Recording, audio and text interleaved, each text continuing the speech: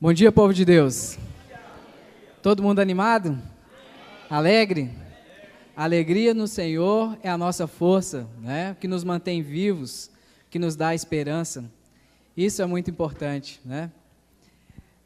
A leitura parece de escola dominical, não é?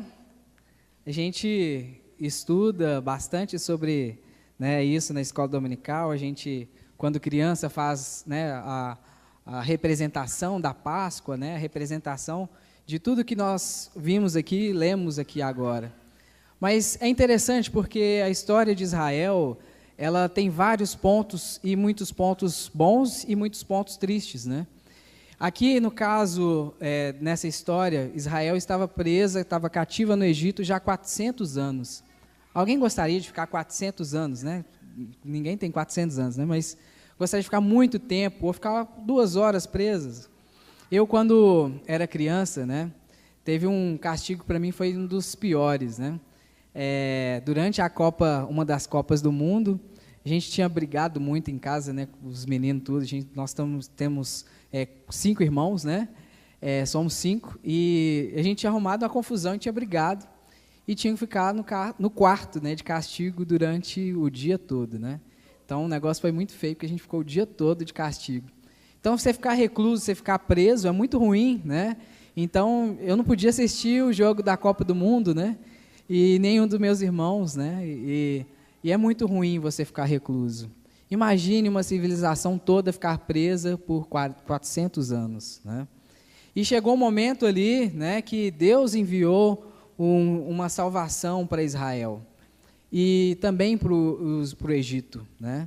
Para o faraó e para todas aquelas pessoas que estavam lá. A salvação não era somente para o povo de Deus, mas também para os egípcios. Só que o faraó, ele foi duro, né? Ele não aceitou as oportunidades que apareceram para ele. Ele teve 9 oportunidades para poder se render a Deus, né? E, infelizmente, a gente conhece e vê a história e sabe que ele não se rendeu e muito menos tinha deixado o povo partir, né? Só que o que aconteceu? O povo de Deus, né, ele conseguiu ser liberto do deserto, né, lá em Israel, justamente por conta de uma ação. A 10ª praga era a praga mais terrível que tinha, porque a gente pode perder tudo que a gente tem, né, as coisas físicas que a gente tem, mas os filhos e a família da gente é algo muito importante. É algo que realmente mói qualquer ser humano quando a gente vê um filho passando mal, doente, ou então um filho nosso morre, né? E foi a 10ª praga, né, que dizimou, que assolou lá no Egito, que foi justamente a morte dos primogênitos. Então, todo primogênito, né, o qual não tinha o sangue do cordeiro passado, né, nos umbrais das portas, eles acabaram morrendo. Então, todos que não tinham o sinal do sangue nas portas acabaram morrendo. Israel, eles estavam naquela condição. Será que foi Deus que colocou eles naquela condição? Ou será que foram os próprios pecados de Israel que tinham colocado eles naquela condição? Israel estava presa justamente por conta do pecado. As consequências que Israel estava enfrentando eram por conta do seu próprio pecado. Deus tinha dado várias instruções, né, para o povo dele. E uma delas era justamente a obediência e a maldição. Olha, se você me obedecer, vai acontecer isso, chuva ao seu tempo certo, vai acontecer várias bênçãos para você. E é isso que Deus promete e entrega para cada um de nós. Ele dá muitas coisas boas, né, para cada um de nós.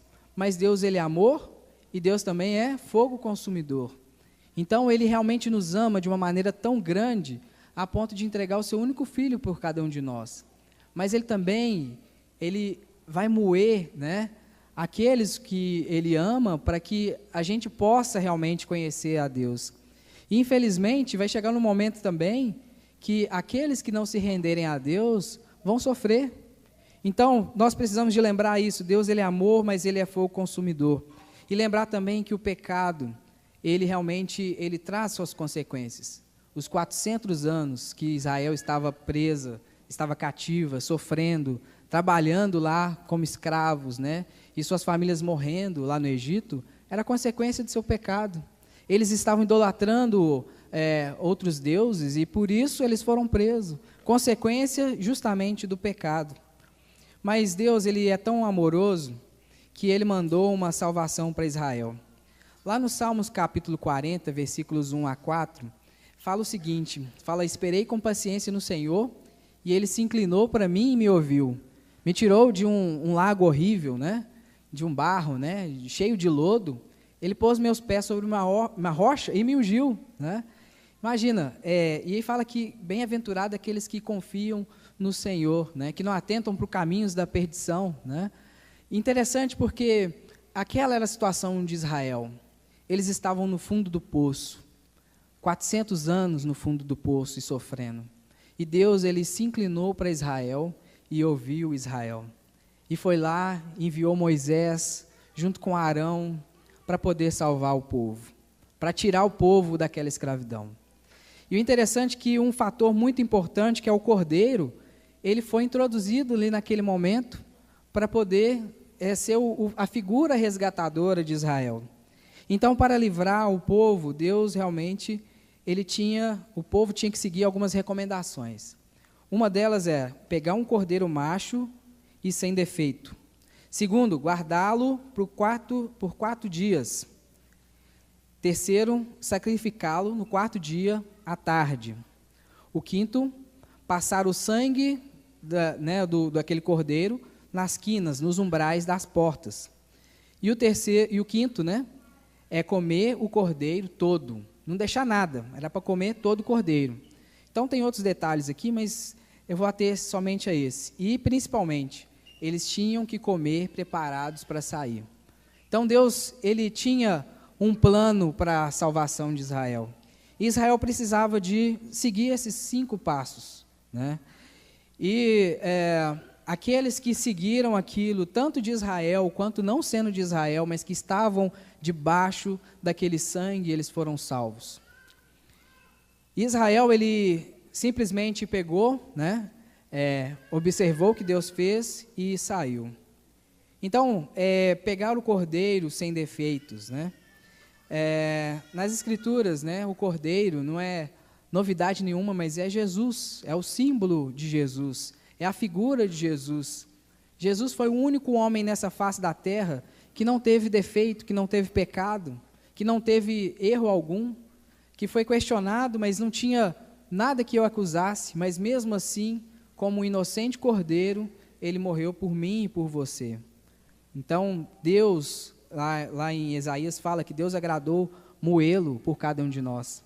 Quando nós olhamos, e talvez a nossa imaginação pode ser um pouco não tão fértil, quanto a do Bernardo, meu filho, ele imagina e sonha todos os dias, e muito, Então, ele tem vários desenhos e gosta realmente assim, de fazer vários desenhos, de bichos, de monstros, de soldados e protetores. Ele gosta muito desse ponto e tem muita imaginação, E muitas vezes nós não imaginamos o tanto que Deus cuida de cada um de nós.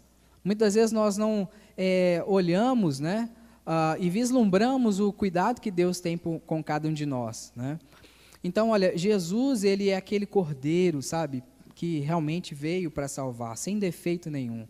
Então, é difícil a gente pensar que um ser humano pode não ter defeito, mas Jesus, ele foi esse cordeiro sem defeito. Eles precisaram de guardar esse cordeiro por 4 dias, Então, era necessário 14 dias?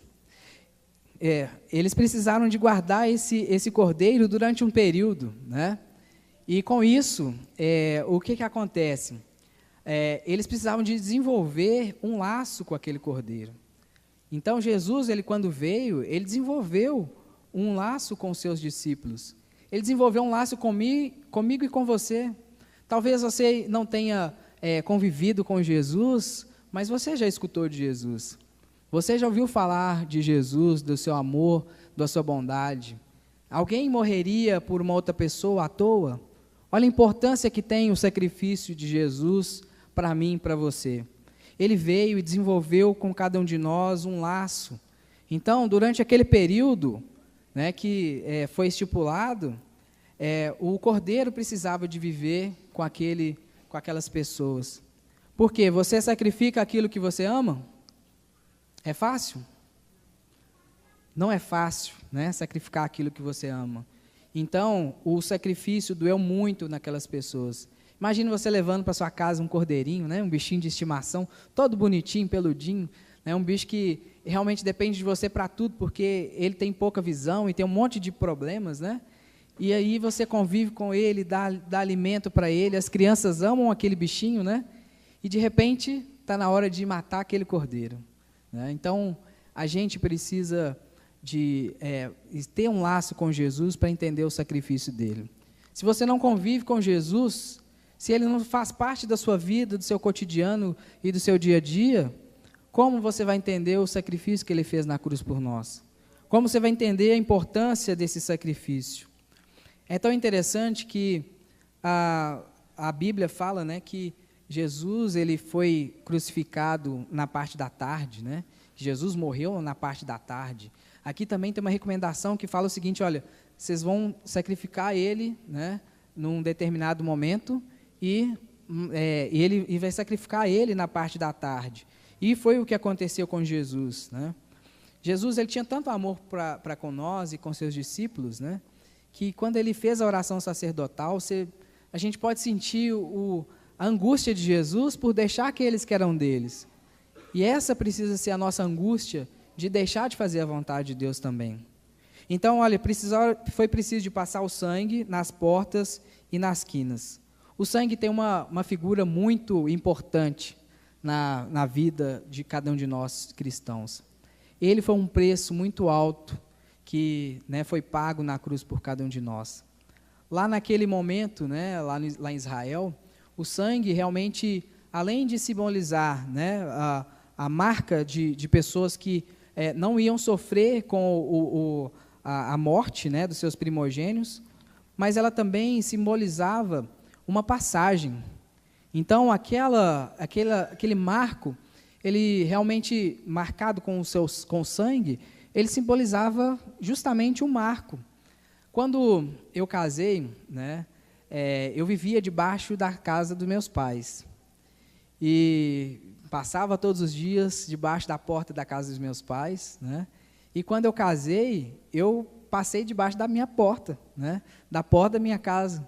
Deixei a casa dos meus pais para ir para a minha casa e constituir a minha família, né? Graças a Deus por esse momento. Mas é interessante porque tem muitas coisas que são marcantes para cada um de nós e são um rito de passagem. O casamento é um deles. O nascimento é um deles, né? A perda de um dente para uma criança é um deles, né? E nós temos vários momentos que são, né, algo que marca cada um de nós. E aquele marco de porta, apesar do nome, né, ser um marco mesmo, ele era um marco da passagem de Israel, da salvação de Israel. Ele mostrava não somente que ali não haveria morte dos primogênitos, mas ele marcava que ali ia ter salvação. Eles estavam cativos e depois que eles passassem por aquela porta, eles estariam libertos. E olha o quanto que isso, né, pode parecer simples, mas o quanto isso simbolizava para alguém que tinha uma condição muito ruim de estar preso, cativo há muitos anos, de verem seus filhos, netos, bisnetos, todos presos, né, sem poder expressar sua cultura, muitas das vezes mortos porque a população crescia muito, e ali era um marco que mostrava justamente aquela passagem, aquela mudança. O sangue tem esse ponto muito importante, né? Para mostrar para cada um de nós justamente essa separação, né? Que de um momento em que nós realmente éramos pecadores, né, e dependíamos da graça de Deus, éramos moídos pelas nossas próprias transgressões, mas agora que nós temos Deus ao nosso lado e ao nosso favor.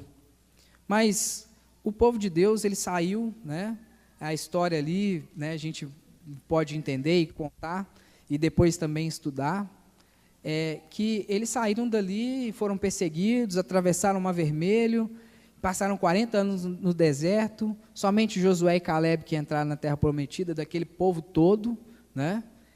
Só aqueles dois entraram, saindo um tanto de gente, mas, né, teve aquele povo que saiu, somente Josué e Caleb, que estavam naquele momento, que entraram, né? Mas que é interessante, irmãos, que o que acontece na vida de cada um de nós é como você recebe aquilo que você, né, que é entregue para você. Como você recebe a palavra de Deus, como você recebe aquilo que é entregue para você. Deus, ele tem um amor muito grande com cada um de nós, ele nos chama de nação santa, raça eleita, sacerdócio real, povo exclusivo, né, de propriedade exclusiva de Deus. Ele nos chama com um carinho muito grande. E isso não pode ser em vão ou à toa. Numa cidade tinha uma mulher, né, assim, numa cidade tinha um costume, na verdade, de se dar o dote, né, que era valores para casar com as mulheres, né? Então isso era dessa cultura, dessa cidade, e era oferecido. Então, quanto mais belas as mulheres, né, e maior importância, conhecimento e tudo mais elas valiam, né? Só que nessa cidade tinha uma mulher que ela já estava ali encostada há muito tempo e não recebia nenhuma proposta, né? E todas as mulheres recebiam propostas, mas aquela não recebia proposta nenhuma. E num belo dia, chegou um rapaz e ofereceu a maior proposta que tinha na cidade, né, na história daquela cidade, por aquela moça. E aquela moça não era uma moça muito bonita, né, uma moça, não é pejorativo, mas para complementar, mas ela não aparentava tanta beleza, ela não tinha tanto conhecimento, não sabia, né, cozinhar, não sabia fazer nada, né? Mas aquele homem pagou um valor muito alto por ela. E aquilo virou a notícia da cidade, né? Então, todos queriam conhecer aquela mulher que valia aquele dinheiro todo. Só que, para surpresa de todos, eles nunca mais acharam aquela mulher. Eles procuraram, né, foram na casa desse moço, né, que casou com essa moça, né, e não acharam mais ela. Porque, a partir do momento em que ela que foi pago aquele valor para ela, ela mudou sua vida. Ela já não era mais aquela mulher de pouco valor, mas ela se tornou uma mulher de grande valor. E ela já não agia mais como uma mulher de pouco valor, mas de muito valor. Então ela buscou conhecimento, ela buscou se arrumar, procurou, né, conhecimento para poder como agradar seu marido e a sua família. E assim, aquela mulher que valia pouco, já não era mais vista. E é assim que Deus fez com cada um de nós. Nós não tínhamos muito valor. Nós não éramos pessoas importantes. Mas Deus, ele realmente fez com que cada um de nós fôssemos importantes. Essa passagem de 1 Pedro 2,9, quando ele fala, né, vocês são nação santa, raça eleita. Sabe, nós não éramos pessoas boas, né? E talvez hoje nós precisamos muito melhorar ainda muitos aspectos, mas Deus, ele fez um esforço muito grande de enviar seu único filho por cada um de nós. A mensagem dessa manhã, o tema é lavados no sangue do Cordeiro. E nós precisamos de agir como essa mulher, que não era tão importante, mas ela mudou sua vida por conta daquela ação.